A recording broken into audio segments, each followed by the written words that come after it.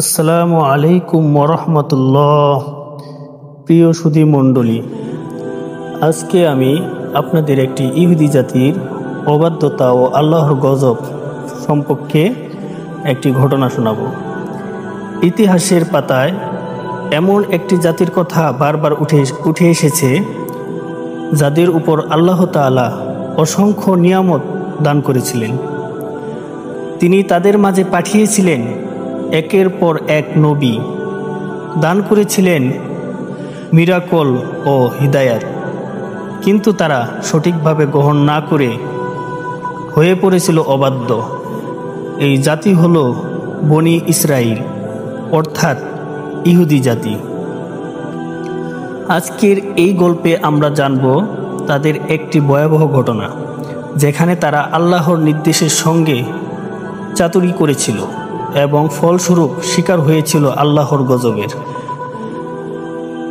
বনি ইসরাইল এক উপকূলীয় এলাকায় বসবাস করত।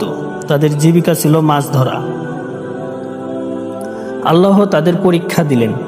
তিনি বললেন, তোমরা শনিবারে কোনো কাজ করো না, এটা ইবাদতের দিন। তারা সম্মতি দিল, আমরা মানব। কিন্তু সমস্যা দেখা দিল। তখন তারা দেখতে পেল শুধু শনিবারেই মাছেরা জালে ধরা দেয় সবচেয়ে বেশি, আর অন্য দিনগুলোতে থাকে না বললেই চলে। তারা তখন শয়তানের পরামর্শে পরিকল্পনা করলো। তারা ঠিক করলো শুক্রবার রাতে তারা জাল ফেলে দেবে।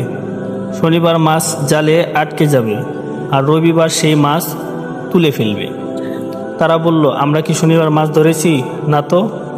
তাদের এই চাতুরির জবাব দিলেন আল্লাহ নিজেই। ফালাম্মা তাওয়াফাউ আম্মা নুহু আনহু ওয়া কুলনা লাহুম কুনু কিরাদাতান খাসিইন।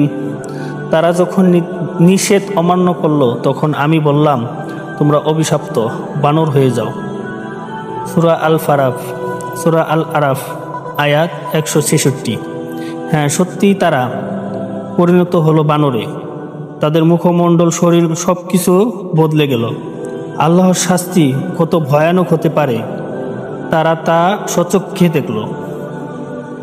বন্ধুরা, এই ঘটনা কেবল ইতিহাস নয়, বরং আমাদের জন্য একটি শিক্ষা। আল্লাহর আদেশকে কখনো চালাকি দিয়ে এড়িয়ে যাওয়া যায় না। চতুর্য দিয়ে তার গজব থেকে রক্ষা পাওয়া যায় না। আল্লাহর হুকুম পালন করতে হয় পূর্ণ আন্তরিকতা ও আনুগত্য। আসুন আমরা শিক্ষা নিই এই ঘটনাটি থেকে এবং নিজেদের জীবন সঠিক পথে পরিচালিত করি। ভিডিওটি ভালো লাগলে লাইক করুন, কমেন্ট দিন এবং সাবস্ক্রাইব করতে ভুলবেন না। আল্লাহ আমাদের সবাইকে হেদায়েত দান করুন। আসসালামু আলাইকুম ওয়া রাহমাতুল্লাহ।